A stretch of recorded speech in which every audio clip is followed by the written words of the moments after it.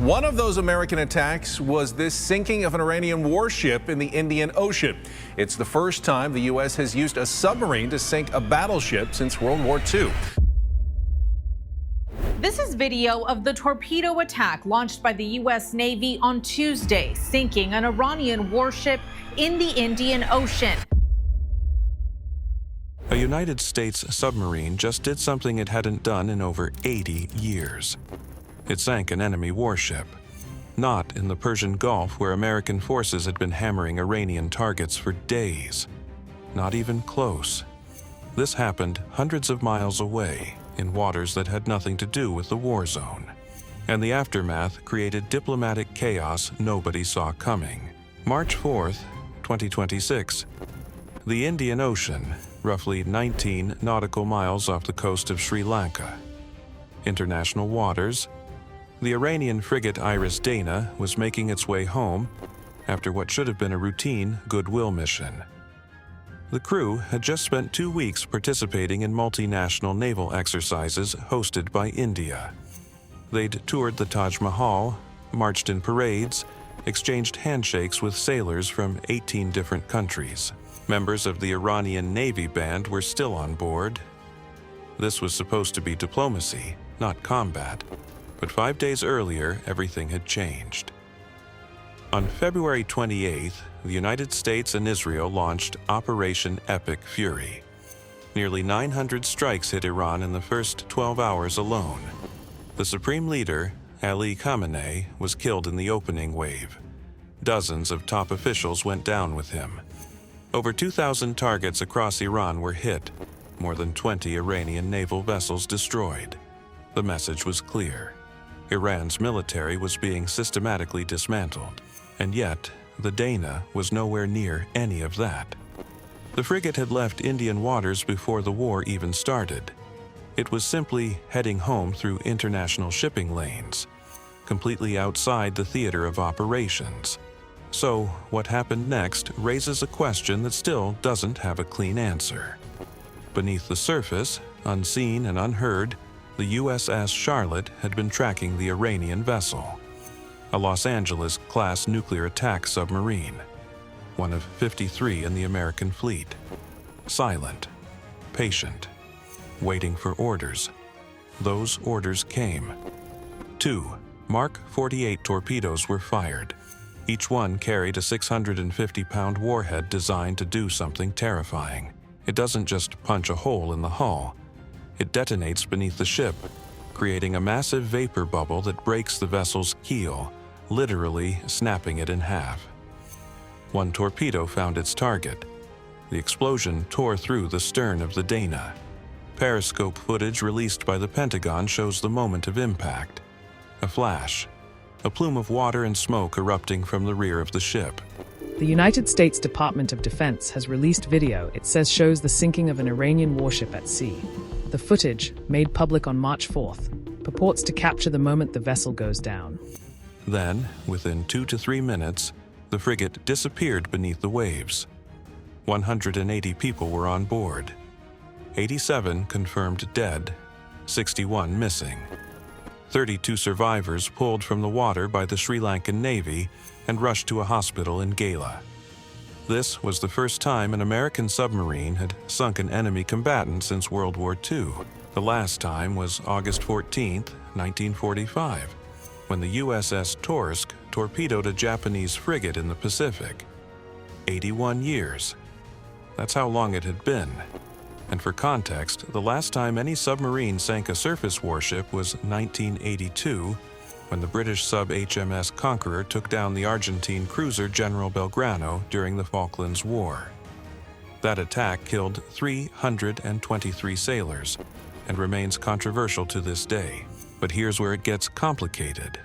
According to one report, American forces warned the Dena twice, telling the crew to abandon ship. A sailor on board allegedly called his father minutes before the attack, saying U.S. forces had issued the warnings, but the captain refused to let anyone leave. That sailor was among those killed. If true, that changes the entire picture. It means this wasn't a surprise ambush. It was a deliberate engagement where one side chose not to retreat. The Pentagon didn't immediately confirm which submarine carried out the strike. That detail came later. What they did confirm was the kill itself. They released the footage, they owned the action, and they justified it under the laws of naval warfare, which state that enemy warships are lawful targets in an armed conflict, regardless of what they're doing at that exact moment. No warning required. Though, in this case, warnings were given. Now, here's what nobody expected. The location of this strike sent shockwaves far beyond the military sphere. Because this didn't happen in CENTCOM's area of responsibility, where Operation Epic Fury was being conducted. This was deep inside the Indo-Pacific, well within the 7th Fleet's jurisdiction, India's backyard. And India was not happy at all, because what the US just did was turn their maritime neighborhood into an active war zone without consultation. The diplomatic fallout from that decision is still unfolding. Indian officials watch the situation with barely concealed frustration. Strategic analyst Brahma Chelani called it what it was, a strategic embarrassment for New Delhi. The United States had just demonstrated that it could conduct offensive military operations in India's sphere of influence without asking permission, without even a heads up. Think about what that means. The Dena had just participated in India's own naval exercises. Indian officials had welcomed Iranian sailors. They'd toured the Taj Mahal. They'd marched in parades. Then, on their way home, barely beyond Sri Lankan waters, an American submarine destroyed them. India positions itself as the primary security provider in the Indian Ocean. That's their pitch to smaller regional nations. Trust us, we control these waters. Except they don't. Not really. The US just proved it. A retired Indian Navy officer put it bluntly. This muddies India's entire strategic narrative. Their moral standing takes a hit because the government stayed almost completely silent. No condemnation, no protest. Just uncomfortable quiet. But the implications stretch far beyond Indian embarrassment. On March 6th, Australia dropped its own bombshell. Prime Minister Anthony Albanese confirmed that 3 Australian Defence Force personnel were aboard the Charlotte during the attack. They were there as part of AUKUS, the security partnership where America will eventually supply nuclear submarines to Australia. Albanese was quick to clarify that the Australians didn't participate in any offensive action. They were observers, trainees. But still, Australian military personnel were present when an American sub sank an Iranian warship in what's technically peacetime for Australia. The legal questions surrounding the strike are messy. Some argue the US violated the Second Geneva Convention by leaving the scene without attempting rescue. Submarines typically don't surface to pick up survivors. There's no space. It's dangerous. They're built for stealth, not search and rescue. Legal experts who defend the strike point to customary naval law, which says enemy warships are legitimate targets during armed conflict, period. No warning necessary. Though again, warnings were reportedly given. Carl Schuster, former director of the U.S. Pacific Command's Joint Intelligence Center, offered a different angle. In his view, the Dena represented a real threat. It could have been positioning itself to strike merchant shipping, oil tankers, cargo vessels, ships flagged to U.S. allies or carrying American goods. The sinking was preventive, a chess move to remove a piece before it could cause damage. Iran's foreign minister promised revenge. He said the United States would come to bitterly regret the precedent it had set. What precedent exactly? That American submarines will track you anywhere?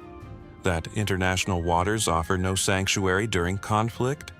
That participation in friendly exercises doesn't grant immunity? All of the above, probably. Beyond Iran, this strike sends a clear message to Russia and China.